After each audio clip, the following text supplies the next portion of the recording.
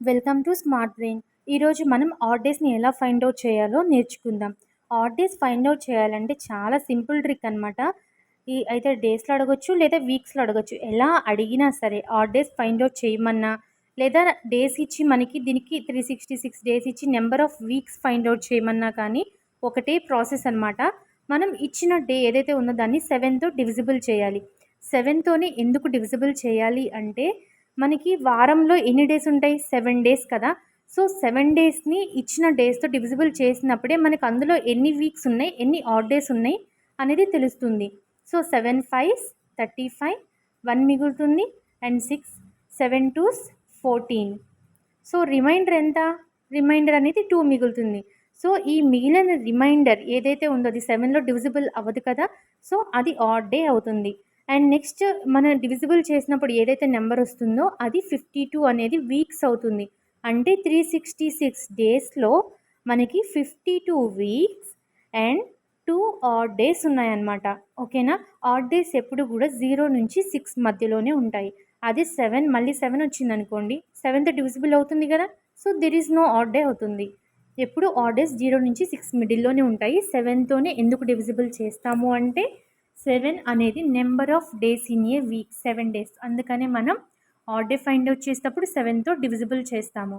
And next వచ్చేసి weeks find out చేయమన్నా ఇదే ప్రాసెస్. మీకు అర్థం కాలేదంటే నేను ఇంకొక ఎగ్జాంపుల్ చెప్తాను.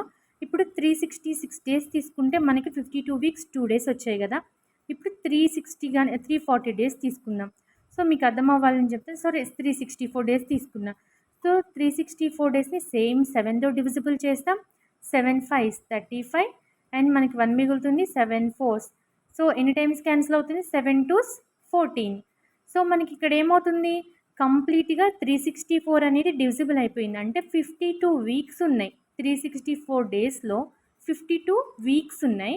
And number of odd days ఎన్నున్నాయి?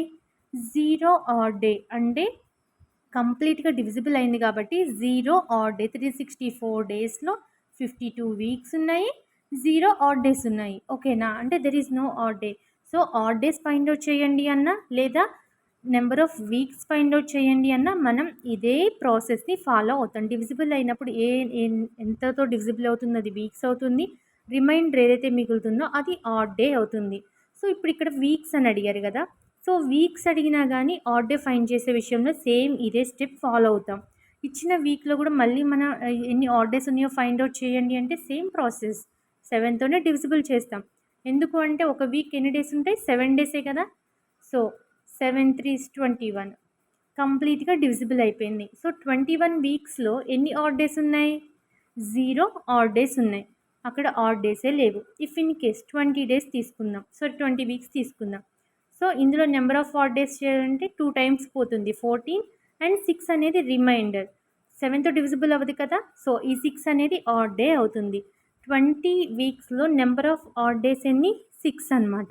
సో, ఏదైనా సరే డేస్ అడగనివ్వండి, వీక్స్ అడగనివ్వండి, ఆడ్ డే ఫైండ్ అవుట్ చేయండి అంటే సేమ్ ప్రాసెస్ ఫాలో అవుతాము.